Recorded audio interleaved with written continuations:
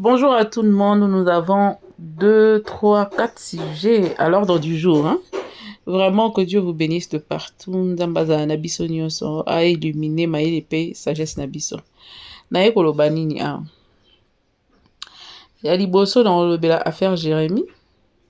Yango mona cheba vidéo ya kala ndenge mamsa bando voyager na quelques personnes équipe na ye. D'ailleurs kuna bosani oyo ya Côte d'Ivoire na changu na mte. Na oye lango lisusu. A part wana na ye kolobela sekele na yo bete yo lisolo pali babengana bato na majabu na loba na awa bo comprendre koto bazenga luketo eza mwa mingi bakati kati donc kotongo baotonga nde boyoka bamakelele esalama awa côté et tout ça. Qu'est-ce que j'allais dire? Jérémie a cosité, Jérémie a le bien solo. Et puis il faut savoir que Jérémie a besoin de Mams ainsi que de Bellevue. Voilà pourquoi il essaye de arranger aussi avec tous. Namokili po ke liboso fo ozara sage, intelligent, na mwa malinité moko ya ninga bien ya bonzambe, malinité ya bonzambe. Donc sagesse moko, mais parce que Bible écoute lobi na lobango chaque jour ka lobi soko zangi sagesse senga nzambe. Fuka mapena senga nzambe sagesse nzamba opesa. Netinga chaque jour na senga nzambe, Seigneur donne-moi la sagesse. Dans ce que je fais, dans mon choix, quand les gens viennent me demander conseil, ainsi de suite, non mais pesa nga sagesse, pour ça pesa nga sagesse te. Sans sagesse mon boulot. Bate belé bakamba mokili na sagesse. Salomon akamba na sagesse. Sans sagesse, alinga za parmi ba roi ya Israël o ba betela ma on lisolo makasité parce que c'était ça plutôt sa sagesse qui faisait qui laissait les gens bouche bée. Yango nzambe pesa nga sagesse, pesa nga sagesse koleka ya Salomon na senga chaque jour pour na weba ko tranchaka n'importe quel problème. Na mokili o so na sagesse to na intelligence te. Oza na mwanda mbo hypocrisie le mimam c'était les moi passe. Il faut savoir faire semblant quand il le faut. Ne parler que quand on le baga, quand vous avez ne parler que quand votre parole est plus importante au plus nini que votre silence. Sinon, Chinarambo. Sinon, vraiment, Chinarambo. Il n'y a pas lieu de parler à tout moment quand ça sert à rien. Jérémie Ndengazawana Azosaïla Ebele à sagesse. Je crois que la personne qui le conseille, c'est un monsieur très intelligent. C'est une personne qui comprend penza réalité à Makambwa comédie Ndengeni Salema. Et na bossa na ko sujet moko sujet à lettre ya Ursule Pechanga na yeli yango pe. Et na ba sujet d'accord. Donc na yeli sujet wana Jérémie bato babengana na majabu pona nini et puis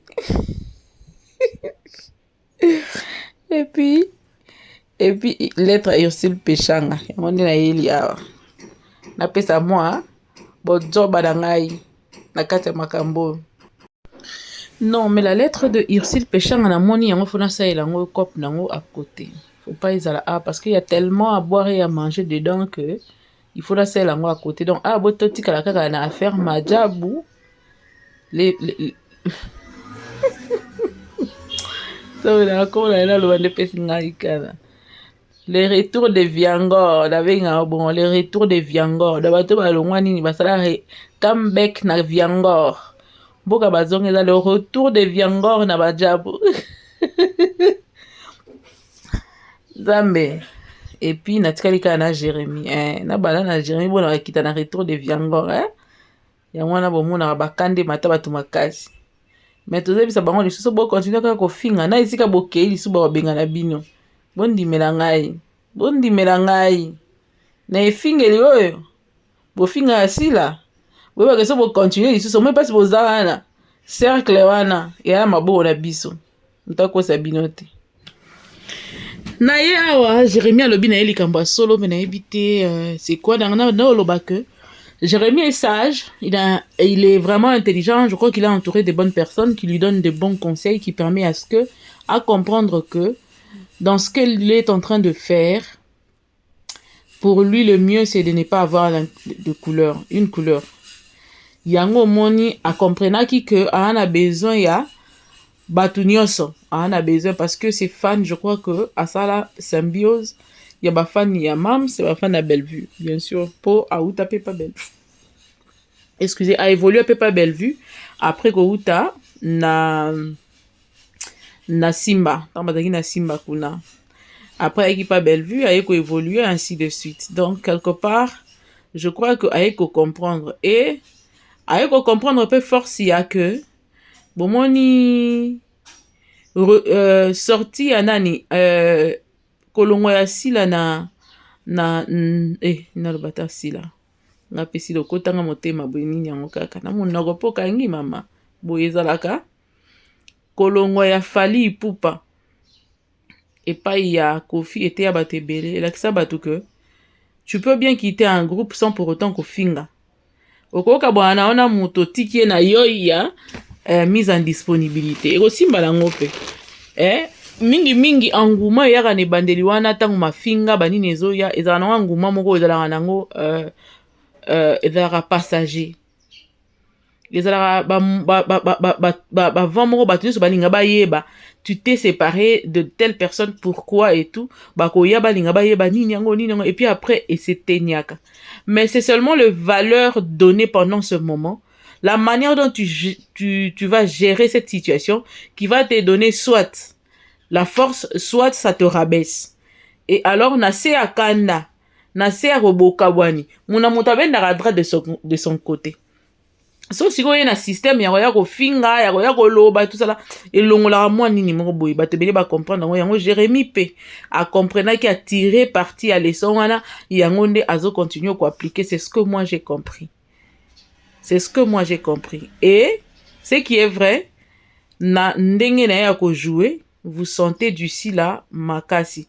Donc c'est une personne je crois même que koya na nani na comment on appelle ça papa Elombe ezalaki pona kolula sila nde memaki papa Elombe je crois il a même dit ça eza pona kolula sila a travaillé makasi papa Elombe bimisa le meilleur d'elle-même et aussi je vous jure que sila asalaki bate belé balinga Simba pe baya na Simba bien que c'était pas sa maison bien que c'était pas son entreprise bien que c'était pas son groupe mais azwa penza azoka groupe wana ya yaya na ye ya papa na ye acha motema na makanisi na nyonso malheureusement elekaka ndenge elekaka je suis sûr kaka ezaka ba masolo ya batu na ba o balobaki bazongaki balobi o tolukaka ye mikolo nyonso wana ye wana nde emema Jérémy na groupe Simba.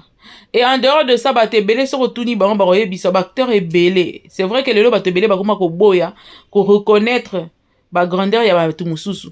Ko reconnaître que c'est à cause de Sila que nga na yaka théâtre. C'est à cause de Sila ndenge na mona ke ko kende nini o lemba kuna na nini na nini ezalaki pasi na zukaki na na groupe ya tel na truc ya Mireille Makwente to ya nani oyo nde kuna ne nazalaki ko travailler parce que mon tapesa nga igu ya théâtre ezalaki Sila. Je suis sûr même que soki to kotiti na ba intérieur to keiti na ba intérieur na ba mboka ya bakati ko mona que batu bako témoigner que beaucoup ont aimé le théâtre à cause de ça. Là batu musu batala théâtre atalika Sila sisa kangi le sakakine baza atalika théâtre Sila alongo na YouTube na yebi oncle nanga moko na loba oncle nanga na compliqué makasi mais na bata théâtre o ya yebi ka Sila même bato na Sila yebi ba hote ya lobi petite wana soka kotika na scène nga pena ndenge sepelisaka nga yebi ne yangwana.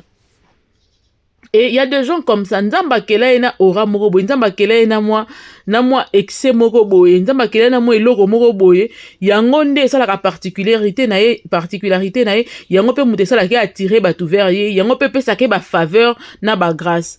Chacun de nous a quelque chose quelque chose que Dieu a mis en lui qui permet à ce que ba tout ba apprécier au cause la plus jolie té. Mais on a bon moko soki ka okoti veut dire que ça va pas quoi okoroza na soki ndenge nini te mais soki ka bandi oloba osala na yo lettre te mais soko bandi ka koloba bato basepeli na elobeli na yo Et ça n'a pas tout le art de parler. Hein. Il y a art de parler, il y a que sa voix juste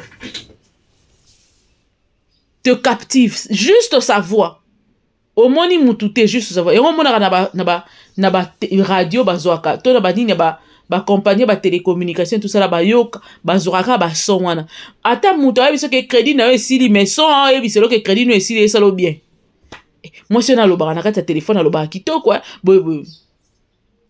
Mon amouta na particularité né an eloko na ya sika an eloko na moko et différence ka na bato e salaka plus na ba susu ba boma yango na makambo ebele na bitambola tambola na bilula lula na bikenda kenda na bi matela matela na bilingela lingela misu ba boma force flamme na bango ya kati parce que mutu yo senga za na flamme mo na kati ne flamme wana mutu salaka différence na makambo ebele. Et alors si la on a attira batu verrier attira batu na simba et même batu belé lelo ba comme au salle théâtre si tu vois la plupart des batu ba salle théâtre ba bisa que alinga style assis là ainsi de suite. Si la appelle au barango que yé pas linga maman mindondo paix à son âme. Donc Jérémie yamoni non ba yeboy excusez-moi vraiment.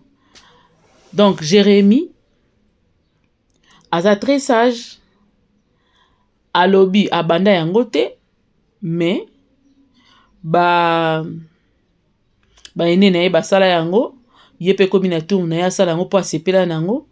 Je crois que soki bato nyonso ya théâtre pe bameki kosala mwa effort moko lokwa pe Jérémie kozala pe bien. Et aussi au lieu de la jalousie d'insulter et tout ça là malamu libona moke babeta munda bakolo pe babina esalaka mwa bien. Et Jérémie a compris que guerre et servir y était. Guerre et servir y était. Ata mutu moko soka longwe na kati ya liste na yo, eza quand même mutu longwe. Ata 5 personnes ba longwe parce que yo sala ki attitude moko bo envers telle personne ou y et ko sala pekaka bien te. Yango comprendre lelo que faut tchana se bala terre aluka na ya zala na e bien na mams na Bellevue quelque part sa manière de parler là est longo lié na kati ya flou moko. Na kati ya flou moko ingaki kotisa ye un moment bato komaki neti que Jérémie aza koto yo Jérémie a te Jérémie a bien dit que azali kaka maman na ye Bellevue mais ye pena idole na ye pena mingi pena ndesi la par rapport à nenga fonctionna a fonctionna nenga fonctionna na nenga zo fonctionner ezo inspiré asala makambo azo sala na groupe na ye na baninga na ye nyonso. Donc très bien pour cette reconnaissance et ça fait du bien que notre MAMS, notre produit continue à inspirer encore et davantage le cinéma congolais. Je sais que inspiration n'est qu'au la libéra parce que bah œuvre n'est tellement ébélé que et qu'au la ka ko inspira ka bateau ba ya koloba certaines personnes ba bateau toujours ko ça sikoyo. Je vois pas pourquoi ça va déranger, pourquoi ça va faire du bruit et tout ça là. Et tout ça là. Jérémie est sage. Il ne veut pas kozala na couleur. Yango atie batu nyonso. Mais tout le monde sait que Jérémie favori na ezala mams parce que je suis sûr qu'alandaka ye mingi. Et c'est son débat, c'est normal d'inspirer. Vraiment, une inspiration doit inspirer. Un inspiré doit inspirer aussi les autres. Libanda ya wana na yeli dossier ya mafinga oyo ezozakisa biso lola naza na ba preuve tangible ya bandeko oyo bafingaka mams eloko ni elongo di bino banjabu boyebi eloko mosusu na nini na banda susu avant kuna kota nanu wana na majabu nani ayebi voyage ya mams na Nigeria yango na tiango comme fond. Pourquoi na tiango comme fond? Pour na rappeler bato ebele oyo ba po tobosanaka mingi soki tozwa makasi ya kofinga tobosanaka makasi oyo bayebi ke famille olangi ebengisa mams na événement na bango ya Nigeria. Entre autres Aksa Olangi abengisa mams na événement na ye oyo ya Nigeria. wana totikala nanu komona mutu moko te s'afficher na lolenge moko boye na famille olangi tomonaka te parce que les gens oublient beaucoup, les gens oublient vite. Batu bakanisaka que soko bandi kowelela koloba nde ozwi raison bazora yango bongo te ezomaka ndenge wana te. Batu bakanisaka soko ekomi na esika bakongo balinga owelela mbala moko abandi okanisaka ye nde mutu abandaki ye nde mutu asalaki yango natieli bino ba extrait tina soka bomona ndenge nini bazali na kati ya concert wana. D'ailleurs basalaka même ba teaser ya koinvite batu bakende concert oyo Aksa Olanga organizaka na nini na Nigeria invité na EP spécial ezalaki maman dame oyo ayembaka na Nigeria oyo nzambe asalela bikamwa mingi oyo nalingaka mpe kolanda nalandaka yebanda kala Snatch oyo ayemba le nom de Jésus plus grand que tout le nom, Alpha Omega, aucun nom n'est comme les siens, le nom de Jésus plus grand que tout le nom, roi de rois, aucun nom n'est comme les siens. Yepeka kolo ya nzembo oyo. Nous sommes une génération choisie pour apporter son excellence. Dieu nous a donné et kiminga maloba nando ibango trop. Nazana kutu na ba play ya mwana et tout ça. Pour apporter son excellence. Nzembo wana eza ba nzembo ya maman Snatch. Snatch on nzamba salela bika moi Snatch aye kobota moi na ye ya liboso na 51 ans. Donc c'est une femme qui a de grands témoignages ne basalaka concert na Aksa Olangi na Nigeria. Na kati ya concert wana nde babengisaka Mams Akeina la préférée na ye Linda à l'époque. Linda perd beaucoup de choses na Aisha Okoko. Équipe na yo Mams amemaka yango na Nigeria bakomaka basali nani nini na bango ba assister, on a appelé les gens et tout ça là. Nalingi kana rappeler yango pona kolakisa batu que soko komi na esika zoka tango ya koyeba ko réfléchir. Koya kaka na liboma te bandi mama ko finga ko manquer batu okoko zanga lola likolo eloko wana.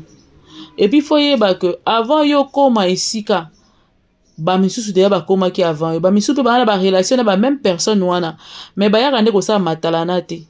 Bazalaka pena na relation na batu wana mais basala matalana te parce que ba yebi que c'est normal et que c'est Dieu qui donne tout ça là et que c'est naturel. Vous comprenez? Si ko yo ye batu musu de bazalaka da na famille olangi yo siko ye na famille olangi mais ozo continue ko finga batu ozo finga bato ba ya avant yo na famille olangi ozo mwande no zo bebisi la musala o mwande ni ba ko retirer yo na lobaka awa na lobi poka baba tozala na biso excusez tozala na biso focus na makambo na biso tokibaka makambo batu musu te era kaka na zu exemple à era avant na kenano ailleurs era awa asalaka sortie médiatique moko na photo moko na mama Denise Nyakeo. Vous avez vu la contre-publicité à Kindoki basalela era lela balongola pene mama première dame po batu bas vandela émission sur émission babimisa na ba vidéo mususu o abimaka na basi soke banani. Qui n'avait pas suivi ça? Tous nous avions suivi ça. Basalela contre-publicité ti balongola era na cercle wana parce que ça en était de trop. Biso pe to ko bando la publicité ya bino to bando ko vandela bino de bo vandela ka pe era.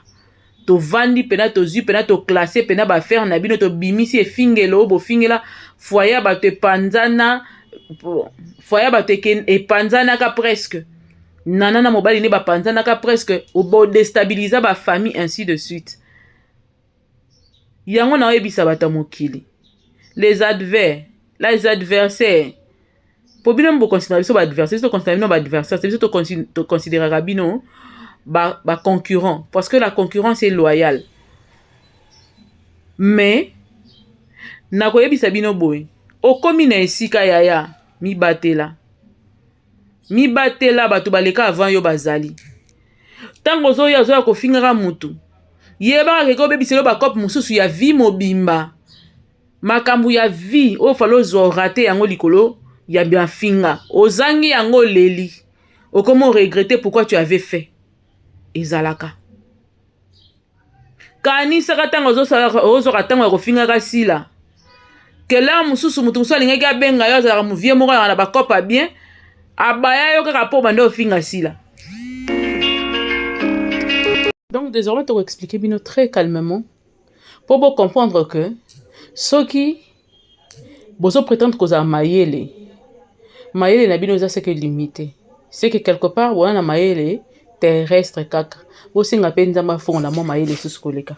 Pourquoi? Parce que tango yo mutu oyo déjà omona ye na famille olangi avant yo et puis okobanga te oyepe okoti na ma famille olangi apo bandi kofinga ye obanda kofinga ye tongo midi poka ngadi bosa ndo comprendre te siko mutu moko abengi nga yebisinga bi MK mutu moko ya boîte abi awebi ke babenga na ba fille wana mibale pona ninga pona nini yo yebi te nga miro ça semblant c'est non ça semblant je sais pas nga on a yebi pete ke babenga na parce que j'étais très occupé na mama musu do na kumba ku te na yebi pete abi babenga na banka si pona kofinga si le lekakit ngabi non ne dis pas ça abi je te dis bango basalela era promotion awa nani contre publicité era maman mo konta ko za na mutu lokwa yote maman mo konta ko za na mutu lokwa era te era za insupportable babi misi na makamu susu bakenda bomela na soki blandine soki yolande soki nani ngo libala likola mamba era qui ne connaît pas ça ici là sur la toile tout le monde le sait. Abi bino baba ko mite malamu bofinga na bino dans les vides parce que boloba na bino makambo répliquera dans les vides parce que ça il faut bo répliquer na ba preuve et na batu mususu ba bisika mususu ba kotaka tenga bina ndeni na bi mais na lenge ba fingela rasila wana faut bo ebisaka boko bandi ko sala ngo bo miso bo faire comprendre batu oyo wana o bazoka bango na ba contrat ainsi de suite ba comprendre que bato bazozwa bonzambe na kati na bango ezate ya liboso ya mibale mukolo moko bakoko balukila pe bango bafingi bango basokoli bango. Ce qui est sûr c'est ça. Et en tant que bana nzambe na majabu bavandi batali bayebi pete ke mama Mariam pe yebani pe na batu mususu mais tellement kaza mwasi moko sage ayebi nene kobeta jeune ayebi bien avec beaucoup de sagesse ya okemba mo te ko repousser batu ko tindika batu so ndene otika bino wana me bwana yoy babeta bango mama na yoy ndo moni kande mata kisu mikolo uti koleka oyo nazo mpiaka na kongo ya makasi to wana mpiaka yaya tozo bunda to luka na vie yaya koloba te ko komi na komite yaya poso bakangi ba robinet to lela awa elongo pena hymne national debu congolais ya maibia milelo obosana kike yeba ketango vandi wana ofinga sila yana bato bayebi batu wana o ba approche ya batu wana o ba fana sila parce que le fan vous ne pouvez pas mesurer jusqu'à quel point nous en avons nani mutayeba lelo oyo que par exemple Fali aroko maloko soki neti passage obligé ya visa na yeba na lobite ke ya bongo na bina presque nani yeba pour comprendre que fan na ya fan oyo bakose eloko mususu muto aleki bino na moto azana makambo na nzoto azana makambo parce que banzela ezo fongwamela ye oyebi place ye fongwamela te na ye moko kolo nzoto ayebi te na bandako banani da kota na mitema bakotu combien da kota ba misusu parce que baza bakondi moye ba réagir ezate moye ba lobeza te moye ba ndoyo sala avant vidéo et tout ça là au challenge ni te mais ba mona ka batala kaya YouTube oyo ba mona ka batala ka ngamu kona kenda parke na moni na kenda na conférence moko ya bakondi moko na kamwa na kenda na milieu ya bakondi moko bozara wiklo moko ya makambo moko ya bakokotisa babiloko ya ba vivre frais awa na Congo to kenda pena ba réunion ezalaka ba réunion ba butu makasi to kenda réunion na kamwa pena obeba pe makambo yo to yebi yango ko to mona kabino to talaka. Tika boya, maman, il faut toujours faire attention par rapport à ce que vous faites à la télévision, sur le net. Et kozangi ça comme copé selo comme alonga. Alors vous allez être très prudent. Mutumsa koko zalawana sepela kanayo, mais seulement ta manière de parler à s'approcher du soute. Musu pa koza la po pena di bala, penzo raté pena di bala et belé ba fille ba internet ba tozo raté ma bala. to bazo raté mabala likolo kaka ya comportement manière d'être sur internet. Comme musu pena de choses qui ont saisir yango yo osala émission moko tomber likolo ya mesa ya mutu moko boye to ndeko moko ayebi ke yo mutu to zo contrat wana aye alobi oh mais neni opesa mutu wana contrat pendant que oyo aza ndeko na ngai azo finga ye et consort ou bien azaka fan pe kaka azo telemeli yo penza musala ekufi. Et c'est comme ça qu'ils ont perdu leur travail. Ba vidéo na bango ma finga sur Mams EKI. Ba vidéo na bango ma finga ezo kendaka kuna ba o déposer kaka ba zo déposer ya bango kaka. Liboso mama bano kanzekeza babakuku mokenda kofunda bongo eza bakuku moko ta zwa finga bino pour ce qu'il fallait kofunda bino bien eza pena na réseaux sociaux il fallait ba kofunda bino babi bakofinga wando finga sila wana nde baye kovuza bango babwaki bango batie bango yoy na kocha batie bango yoy o alobi ke bapesa ki mbongo ya promotion ya papa Mike awa atombola musapi yoy à dernier niveau parce que ils en avaient marre. Parce que la personne qui partait leur parler de ça, azo yela ka banka ba preuve non ba finga sute ba fingi ba zangi musala likolo ya ko finga Mams nzamba Mams ake obunda kuna Mams batabengi te et loko te ba zangi musala bongo za na mutu moko za très familier ya famille ya pasteur Bondo na maman Mariam nde a imposa ki situation wana Mams kunda zana yebi makambo na obeta lisolo batebele ba yebi yango te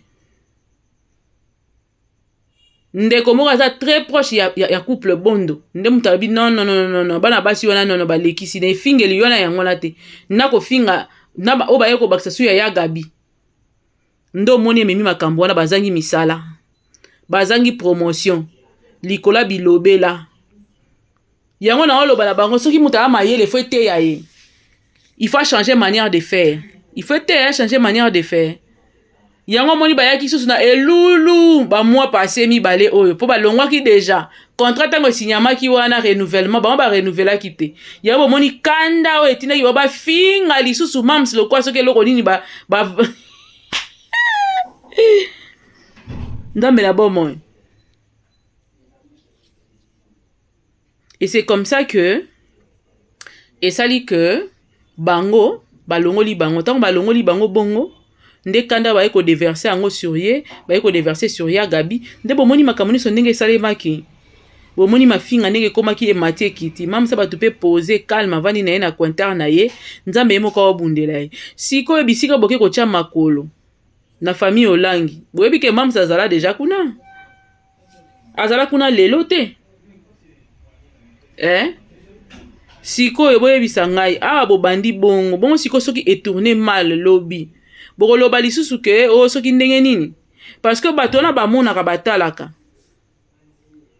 mo bazaka très occupé na bilo musu bosali bamoni te mais tant boye kosala contrat moko quelconque nde place baroya siko kobanda ko observer tant le moment bosali contrat na mutu siko observer bato tala nanu soki réellement te soki ndenge nini botika kozanga misala parce que esika sila koma mitema ya batu nzamba disposa na faveur na ye baza énorme baza na eza na ba classe sociale nyonso eza na batu ebele énorme oyo koyeba ko imaginer te mukolo muso okende koluka cop moko boye quelque part au regretter lisusu pona ko éviter yango yaya bo batela minoko batela munoko na bisaka bino ndenge tozalaka public boye bato batalaka biso ya ba formule nyonso bato bayebani bana succès bazikota na bandako oyo biso tokoki koyeba ko imaginer te bakota na bandako biso tokoki koyeba ko imaginer te.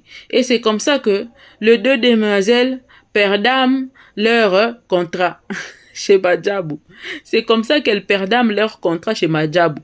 Ndo monaka rage lisusu mata lisusu fois 55 yango eloko nyonso Mams akosalaka bakotikala kondimaka te barrage esangana ebele jalousie o soki nini esangana ekoma kilikili yango emema oloko bomonaka wana bandeko na ngai lobi eza nzambe lobi eza ya biso te keba koya kozanga lola likolo ya YouTube oya kozanga lola likolo ya YouTube batela mbanga zwa kimia batela mbanga Omi baby, c'est la vie non, de tes propres mains. La femme sage bâtit sa maison. L'insensé la détruit par ses propres mains. Elle n'a pas likolo ya mutu. Et quand on zang sa makambo ebele. Ya on a senga nzambe toujours. Seigneur, préviens mon âme na haïr mutu. Je peux bien éviter une personne parce que na moni comportement nene angezo simbate na moni makambo osala nanga na d'accord nango te. Mais jamais au grand jamais nazo motema nanga na tchango na service à koyina na service ya haine et simbate et tambolate. Pour la bon. Donc, que Dieu préserve nos cœurs. Nzambe pena bo mamite manabiso, to bebi sa mite mate. Parce que, nyonso nzambe nde mutayebi, lobi ezaka ya nzambe. Batela motema na yo. Batela motema no parce que omoni en soki eleki makasi, olokanisa ko osala bien, obando sala suma be koleka. Ozo se détruire lisusu davantage. Pourquoi? Parce que en elati yo nzoto etelemi yo na motema lokwa soki eloni. Elle n'a jamais payé sa solution à bien. Donc, bon, on a katia koyina. Muta sala bino eloko te. Bowelela eloko te. Ola muika na tongo bandi koyina mutu dans le vide. Ça n'existe pas. Ça n'existe pas. Même Dieu ne serait pas d'accord avec ça. Mala muyina mutata na moi cause. Na lo le koye ke lota moi malobate. Na pas sur yoka ki, hein. Pardon. Ange ya frappe. Diminuer na moi frappe. Au lieu de 7 films, beta ata 2 films. Mais ozo finga muto asala eloko te. Bowelela eloko te, bowelela mobali te, bowelela mbongo te, bowelela eloko te, mais yo ozio obandi ko finga ye, ozo finga ye lokwa abomela o mutu. Bandeko, omoni kote ennemi mi biso. Omoni presque ennemi bino. Bozangi lelo contrat majabu. Na magembe ka nde tozo kende bozo zanga ba contrat nyonso likola mutema mabe sur mwana elaka. Babunisa na bango mwana elaka te. Motema mabe bosa likola sila. Et ko faire perdre bino makambo malembe. Ti mukolo bokoma pena par terre ndeko ya ko comprendre. Ya nga na beti sonnette de l'alarme sikoyo. Ndeko moyini. Yango ozonga na nzela. Ndeko en personne bozonga na nzela. Il est temps ya kozonga na nzela parce que la perte, la personne ne le voit pas directement. Sans yamabe ozui, okoye bango nasuka, baloba rande kita na kimukolo nde na heure moko oya kofana après des années oya ko réaliser que ce que j'avais fait là c'était une bêtise. Ce que j'avais fait là tala côté meminga ainsi de suite. Alors Zoa Mayele. Natiki bino na kozonga na à faire lettre ya excuse. Ya peshanga analyse nanga nazo ya nango kala mingi pete peut-être tozongo lobi na tongo po siko na kena nu cop na oya air moko na ke cop te ke na bimi na zaka na kati ya ndako na osa cop mususu ka na kati ya ndako il faut ko diversifier moi ba entrée ka ndenge ezalaka po sunga biso nzamba mona papa mbola bino en attendant abonnez-vous partagez commentez likez. Jésus-Christ vous aime, donne ta vie à Jésus. Sona yamba yesu te yamba yesu yamba yesu nzamba yoka yo. Yamba yesu nzamba boyaka mutu ta zora batu nyonso.